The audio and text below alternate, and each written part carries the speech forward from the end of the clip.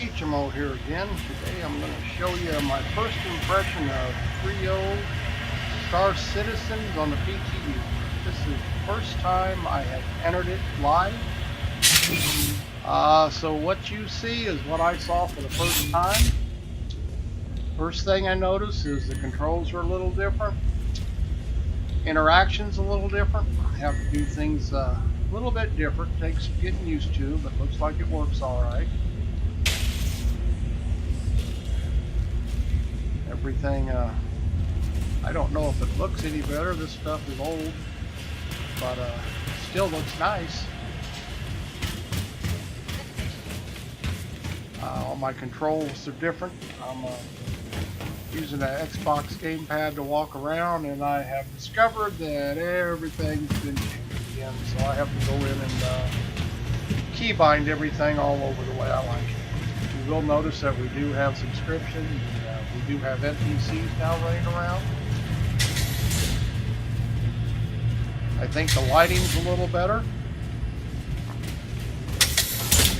Frame rate's probably about the same it was in 2.63. They're still working on it. They spent the last, 24 hours trying to get the servers running properly. They've had a little bit of problem with all the people going into the PTU. One thing you'll notice here, as soon as I get it to open up, is the mobile glass looks a whole lot nicer. I will admit that the upgrade they've done to it, yeah, it's really sharp. Can't complain about it all. Of course, I have to figure out how to use it now because it's completely different. As I said, this is my first time going into 3.0. Checked out all the missions here. There are a whole lot more missions than we did have. They're also more variable. It's not just like, go to some array and fix it over and over again. Here we have a whole lot different things to do. Now this is only a partial stack of the missions in 3.0. Not all of them are in the game yet. It's going to be released later as they get more of the bugs worked out. I also notice, and you probably will too, the amount of credits you make are a lot less than they were in 2.6.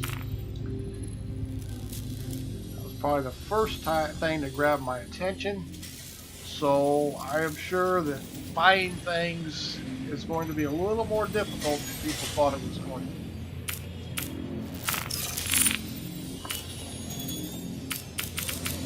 But you have to have balance somewhere. And so I really don't have a problem with it. Later on I'll go into some of the stores, see what the prices are.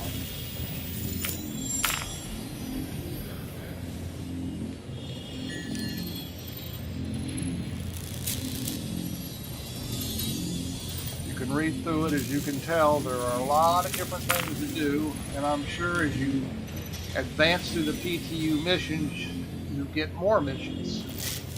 Because they obviously, from what I'm reading, they send you all over the place. Some of them are out in a point in space. Some of them are on planets or moons.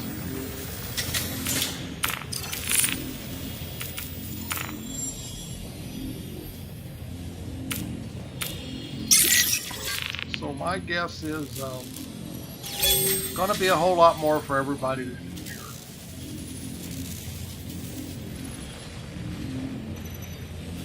Contracts, you'll notice, now have timers on them. You only have so long to complete the job.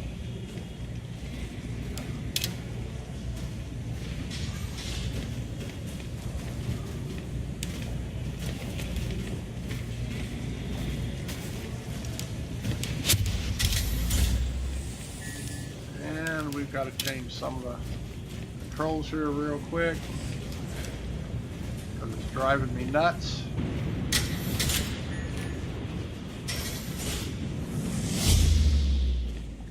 Like I say, the interactions are a little different. You have to get closer to the console than we did before. Instead of a one-click type of thing. There are actually a multitask thing where you have to click two different things at once. You have to get closer.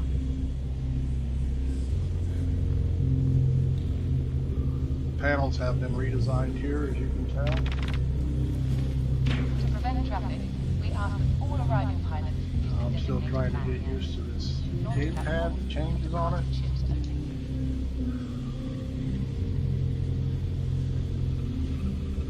Fault is not what I expected. Space may be lonely, but you don't have to.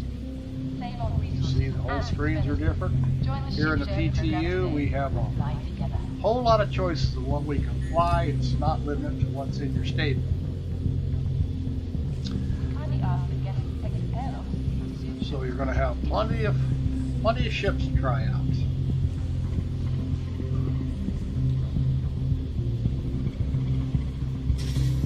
Even a rover's in here for us to play with. This station has been designated as an armistice zone. Tampering with weapons safety protocols is strictly forbidden. Explain what they are.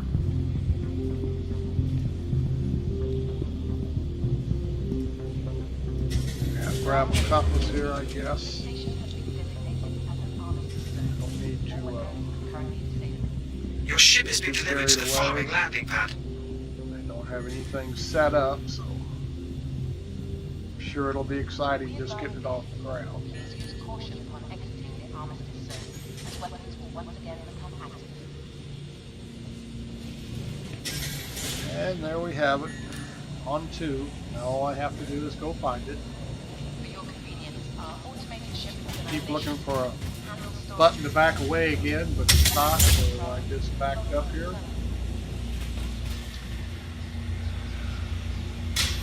And we'll head out.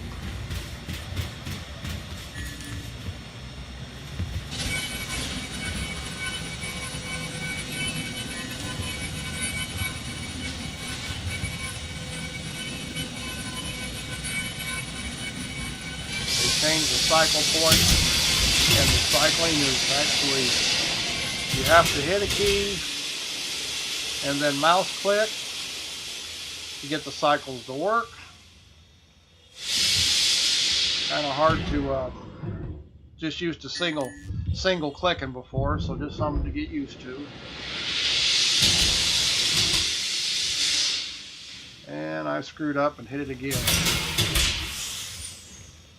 Now I'm going to open the wrong door. As you can see, because I hit it twice. It'll close. Now we'll go back and get the door we're supposed to get. As soon as I get the right button up. I also noticed the frost is no longer on the helmet like it used to be. Say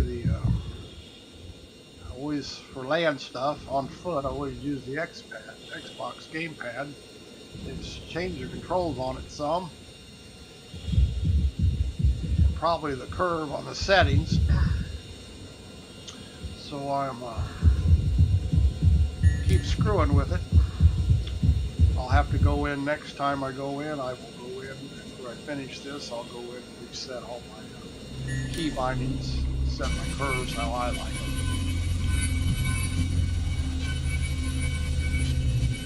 I have to admit it is pretty. I think it's a little more polished than it was before, and it looked really nice before. Okay, we got a cutlass. Let's see, the cutlass is not quite on the pad here. It's already airborne, but just a small bug. I'll turn that into CIG here when I get done. Doesn't work. Once again, you got to get used to the 2-button interaction. And as you tell, I'm just not used to it.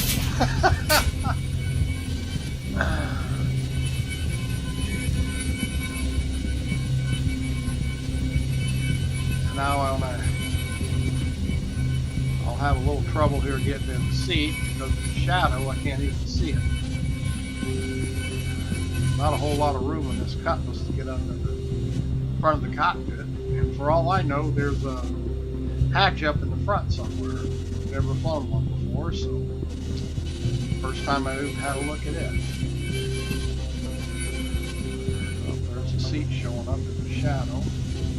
I got to get the working. There we are. And we click enter pilot seat.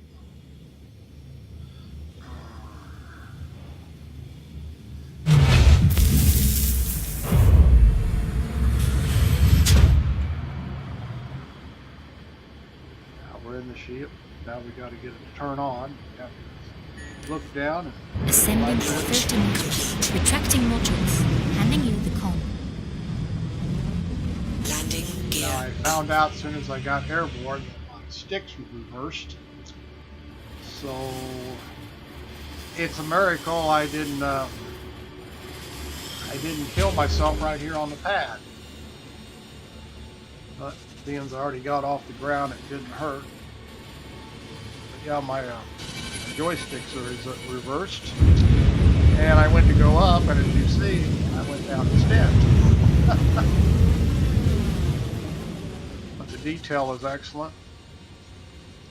Say frame rate's probably about the same it was before, but they are working on the servers here. On my left joystick, my throttles are in the wrong spot, going the wrong direction.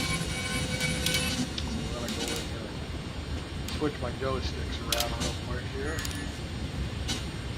where I do actually run into the station. Just quick fixes, and I move around a little bit. Yep, they're up on the wrong joystick here. Let's get switched over the right stick.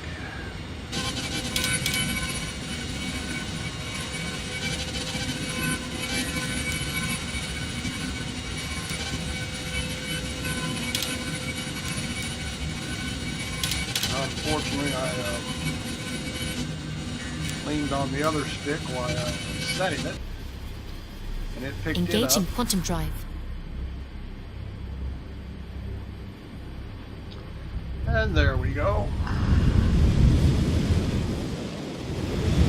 Now we're just out here flying around a little bit. Say I just don't have anything set up. I have to go in and remap everything for my joysticks because they will revert back to whatever we consider default. And if you're like me and you have two joysticks, they'll be completely screwed up. But I think I